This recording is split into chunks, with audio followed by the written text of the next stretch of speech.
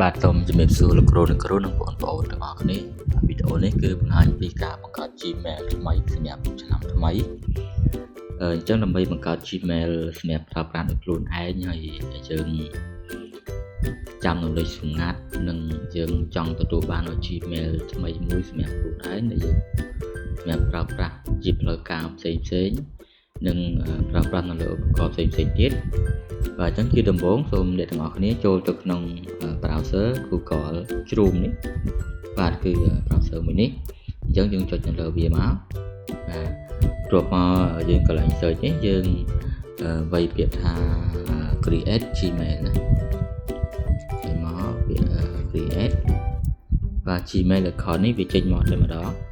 គឺគ្រាន់តែយើងវាយប៉ុណ្ណឹងវាចេញមក create Gmail account តែបើវាមិនចេញទេគឺយើងវាយវាពេញតែម្ដងណាបាទអញ្ចឹងយើងចុចលើ create Gmail account ហ្នឹងមកបាទបន្ទាប់មកអ្នកទាំងអស់គ្នាបានឃើញGoogle Help នេះហើយចេញថាពីកន្លែងនេះ Google Help ហើយខាងក្រោមគឺ create Gmail account អញ្ចឹងចុចនៅលើវាមក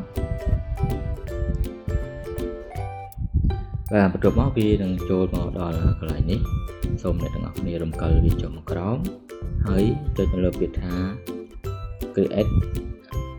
create an account ណាចុចទៅនឹងមក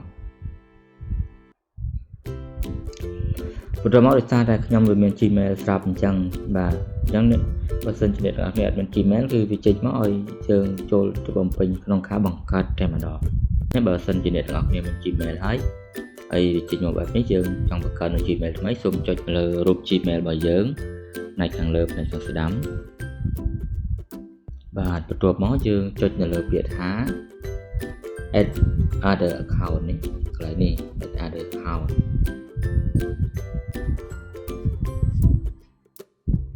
បាទអញ្ចឹងកន្លែងនេះគឺចូលមកដល់ហើយគឺវាឲ្យយើង sign in និងបង្កើត Gmail អញ្ចឹងយើងចុចនៅលើពាក្យថា create account ខាងក្រោមនេះមកបន្ទាប់មកវាឲ្យយើងជ្រើសរើសជម្រើស2អញ្ចឹងសូមយើងរើសជម្រើសទី1គឺ for my personal use នៅខាងក្រោមគឺ for work or my business ហ្នឹងយើងអត់ចូលទេមកដល់ចំណុចនេះគឺយើងត្រូវបំពេញឈ្មោះរបស់យើងទី1គឺឈ្មោះ first name នេះគឺឈ្មោះនាមត្រកូលរបស់យើង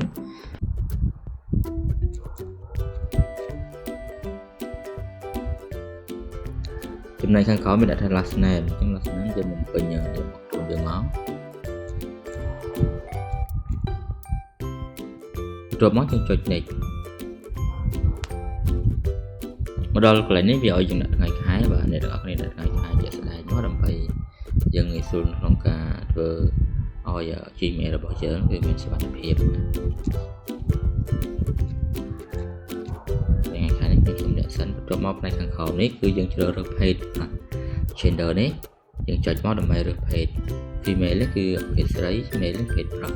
បាទអញ្ចឹងយើងចុចលើពាក្យ male នេះមកបើសិនជាប្រុសហើយបើស្រីចុចលើពាក្យ female អញ្ចឹងសម្រាប់ខ្ញុំចុចលើពាក្យ male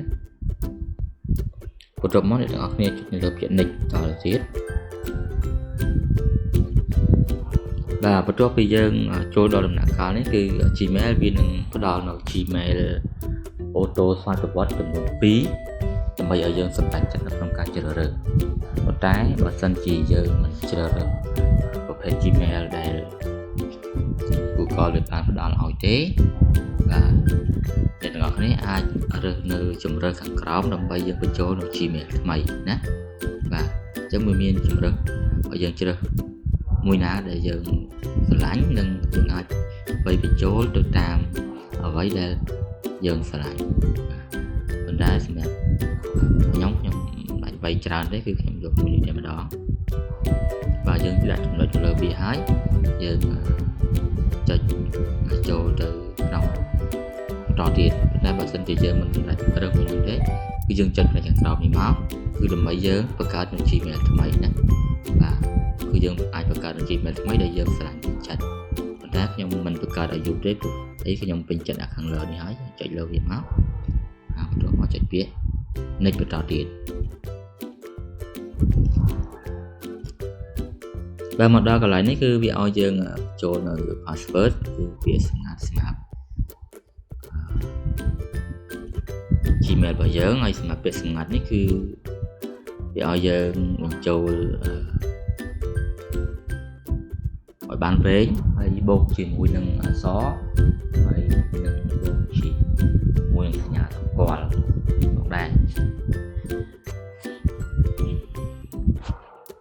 ដោយសារតែខ្ញុំធ្លាប់បង្កើតនៅ Gmail ច្រើនមកហើយដូច្នេះហើយលេខទូរស័ព្ទនេះវាតែជាប់មកខ្ញុំបានបង្កើតនៅក្នុងទូរស័ព្ទមួយនេះហើយវាលោតទូរស័ព្ទមកដើម្បីឲ្យយើងចុចបញ្ចូលបន្តយើងបញ្ចូល Gmail ថ្មីមកសំទោសយើងបញ្ចូល password ពាក្យសម្ងាត់ថ្មីរបស់យើងមក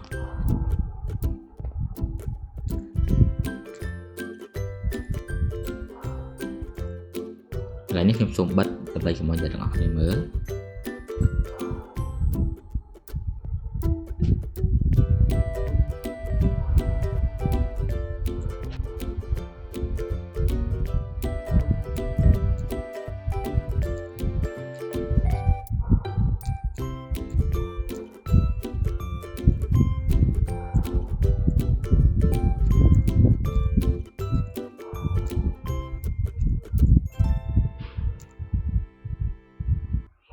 បាទបន្ទាប់ពីយើងបញ្ចូល password ទៅពាក្យសម្ងាត់របស់យើងហើយយើងចុចនៅលើពាក្យ next បន្តទៀតបន្ទាប់មកកន្លែងនេះវាចេញមកឲ្យយើង save នៅពាក្យសម្ងាត់នេះចូលទៅក្នុងទូរស័ព្ទរបស់យើងអញ្ចឹងណាអញ្ចឹងយើងចុចពាក្យថា save the device only នេះមកបាទបន្ទាប់មកគឺយើងបានបង្កើតនៅ Gmail នេះគឺទទួលបានជោគជ័យហើយនេះគឺ Gmail របស់យើងជា Gmail ដែលខ្ញុំបានបង្កើតអំបញ្ញមិញហ្នឹងគឺមួយនេះបន្ទាប់មកយើងចុចនៅពាក្យ next បន្តទៀតចឹងប៉ុណ្ណេះគឺយើងបង្កើតបានរួចរាល់ហើយយើងរំកិលវាមកខាងក្រោមមកហើយយើងចុចនៅលើពាក្យថា I agree